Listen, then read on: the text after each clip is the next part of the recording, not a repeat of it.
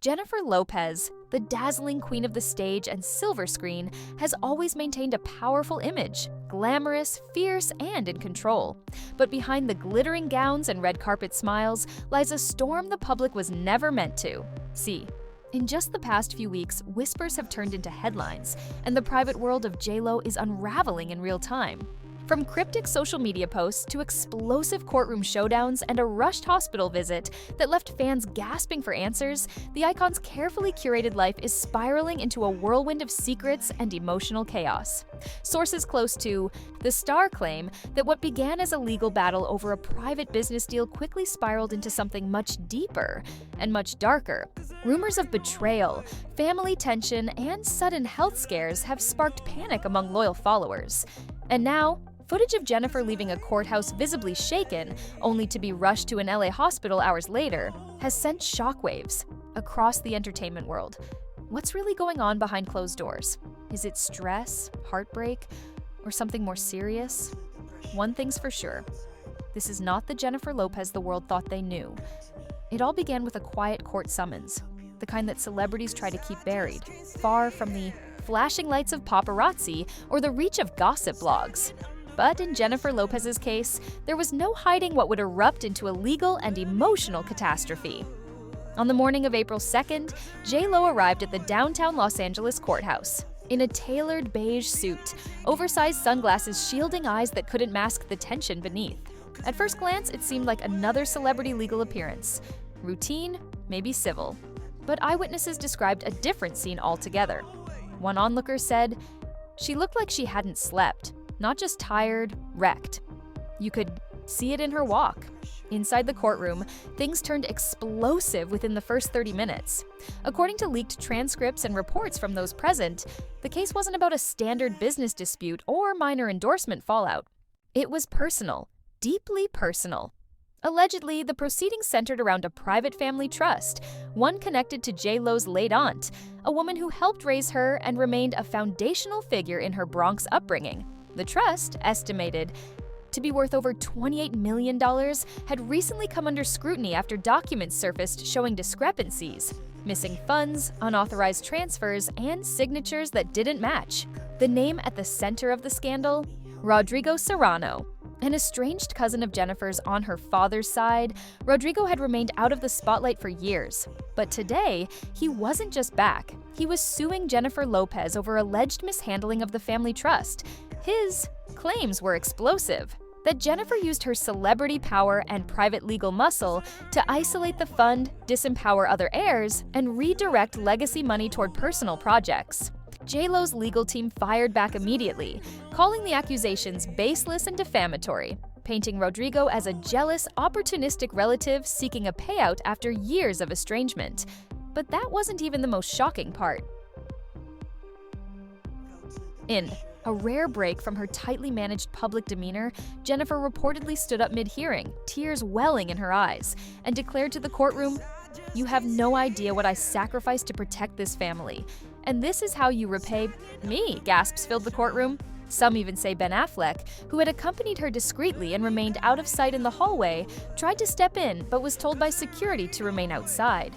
When the court broke for recess, Jennifer was seen exiting the side entrance, visibly distressed, shielding her face, and escorted by 3 assistants into a black SUV. Within 6 hours, she would be at Cedars-Sinai Medical Center.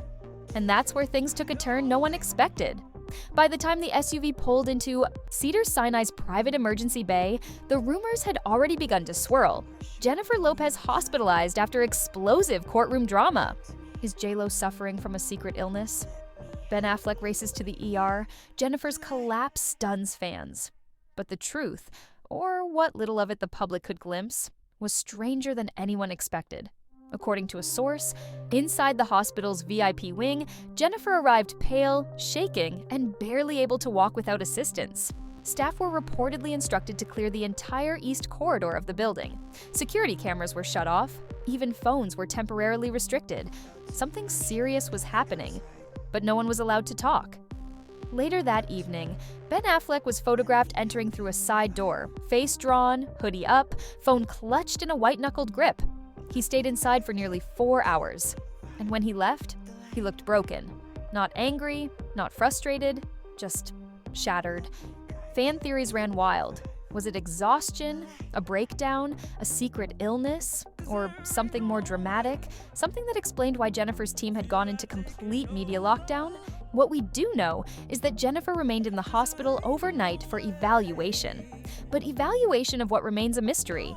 Some outlets speculated about a stress-induced cardiac episode, while others whispered of a possible panic attack, linked to trauma buried deep in the Lopez family legacy. But then came the real twist. Jennifer's sister, Linda Lopez, showed up at the hospital the next morning, and the reunion was anything but comforting. Witnesses said the sisters didn't hug, didn't even look at each other at first. Linda arrived stone-faced, clutching a small duffel bag and refusing to speak to any of Jennifer's staff. For over 30 minutes, they spoke behind closed doors, and voices were raised. One insider reported hearing Linda shout the words, "You swore you'd keep that buried. Now look what you've done." Whatever that was. It shook Jennifer enough that nurses reported she asked to be sedated shortly after the visit. By the time noon rolled around, Linda was gone. Ben hadn't returned. Jennifer remained alone, in her room, monitored closely by hospital staff and her personal physician, who had been flown in from Miami. And then, something even more dramatic happened.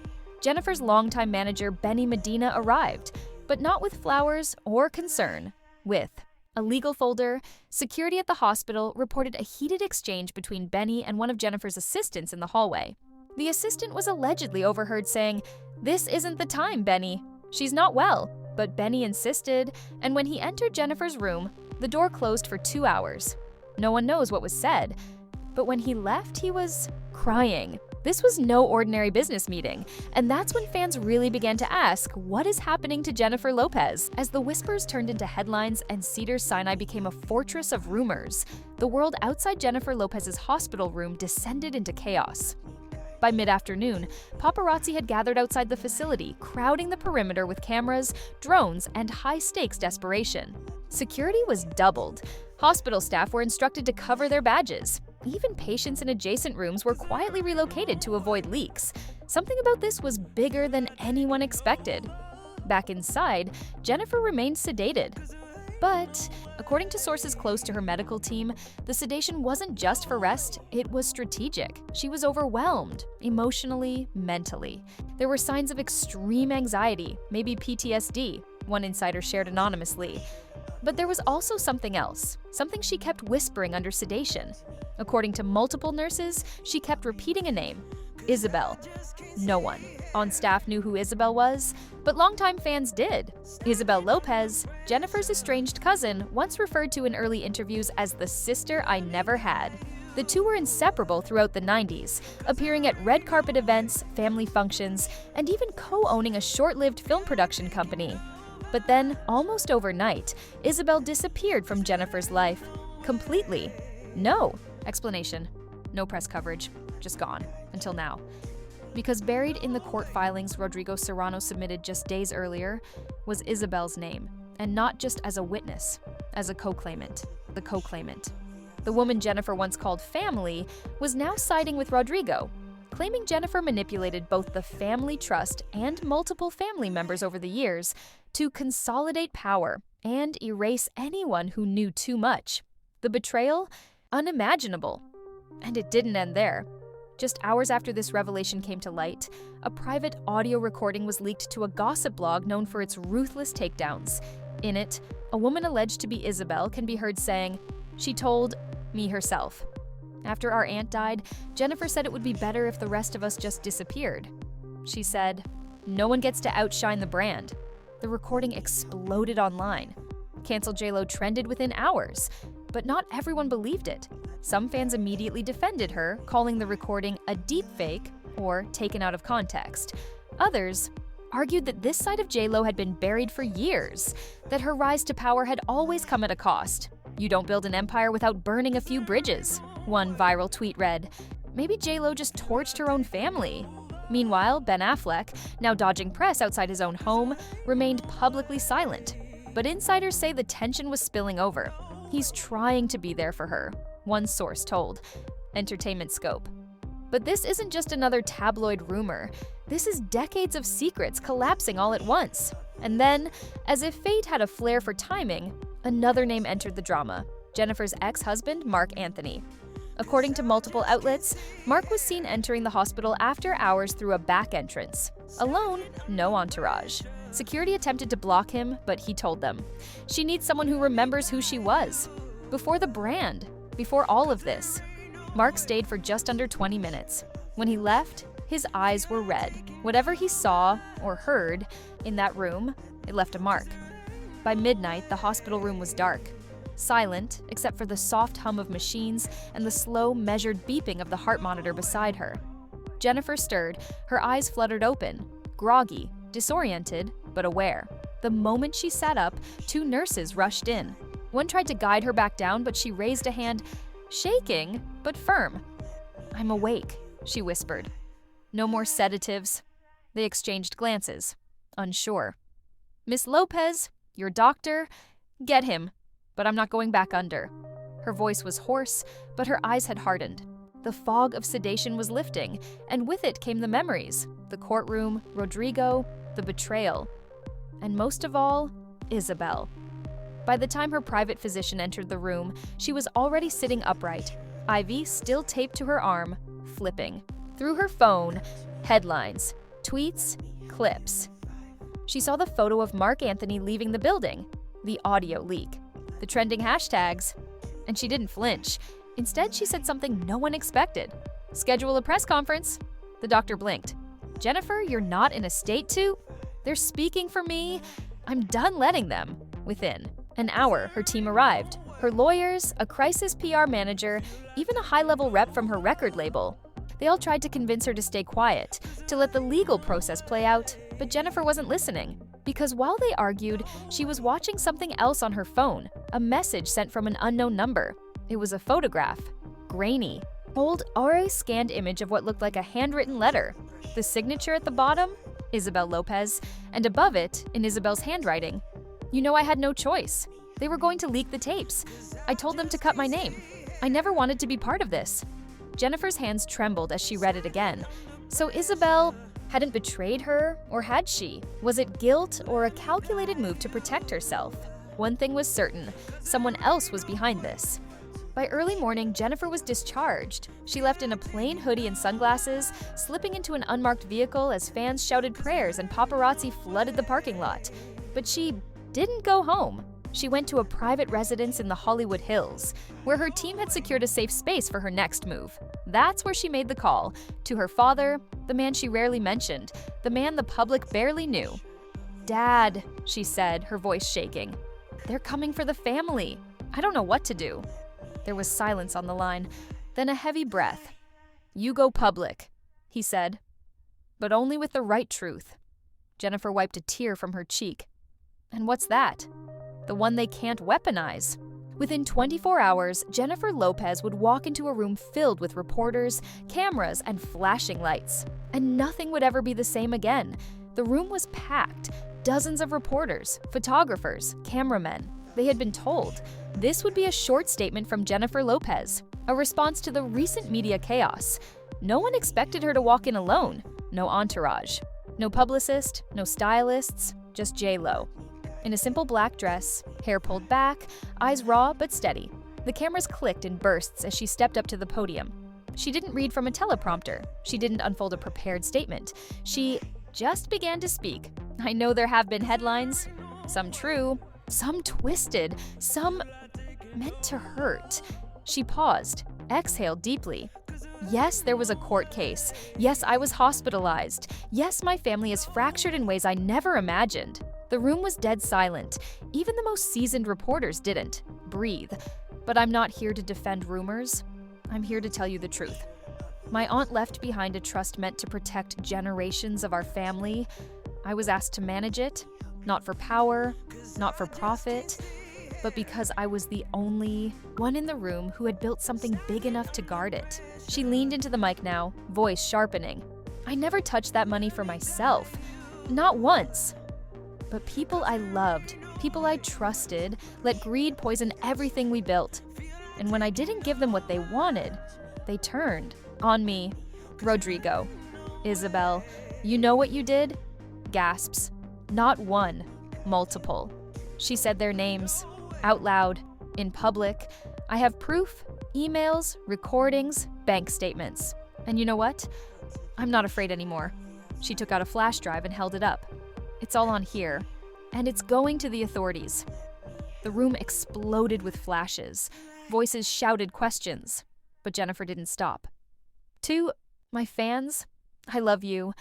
I know some of you are confused, hurt, disappointed, but everything I've done to protect the people I love. She paused, looking straight into the cameras. And I won't apologize for surviving. Minutes after the press conference, chaos erupted online. Hashtags flipped from "More cancel J.Lo" to "Justice for J.Lo." Clips from her speech went viral. But then, another bombshell dropped. Just as Jennifer was leaving the press room, Isabel Lopez appeared. At the back door, surrounded by lawyers and reporters. And she was crying. When asked if she had lied, she said nothing. Just shook her head and whispered, "I never wanted this. They forced me. You don't know what they threatened to do." But when asked who they were, she looked at the cameras, eyes wide with fear, and walked away in silence. Jennifer, still unaware of Isabel's appearance, returned to her safe house, emotionally drained, physically exhausted, but stronger than she had been in days. She poured herself a glass of water, sat down, her phone lit up with a new message. Unknown number. That was a nice show, but you haven't seen the real evidence yet. Attached. A photo of her, taken inside the hospital. She was unconscious. Hooked to monitors. The angle? From inside the room. And just like that, what began as a courtroom dispute turned into one of the most jaw-dropping chapters in Jennifer Lopez's life. From a betrayal that shook her family tree, to a hospital stay wrapped in secrecy, to a press conference that redefined what it means to take control of your own story, Jennifer Lopez has proven she's not just a pop culture icon. She's a survivor. But the mystery isn't over. Who sent the anonymous photo from inside her hospital room? What did Isabel really mean when she whispered, "You don't know what they threatened to do"? And most importantly, what is the real evidence that hasn't been released? There are still so many questions swirling around this storm. And while Jennifer may have spoken her truth, it's clear someone else is still pulling strings behind the scenes. Will more secrets surface? Will Jennifer's enemies strike again? Or will justice finally catch up with the real manipulators? Only time will tell. But one thing's for sure, this story is far from over. Now we want to hear from you. Do you believe Jennifer's side of the story? Was Isabel a pawn or part of something bigger? And who do you think is still watching her every move? Drop your thoughts in the comments below. Don't forget to like, subscribe, and hit that notification bell so you never miss a twist in this ongoing celebrity saga. We're watching it unfold just like you, one shocking moment at a time, because when it comes to Jennifer Lopez, the spotlight doesn't just reveal, it exposes.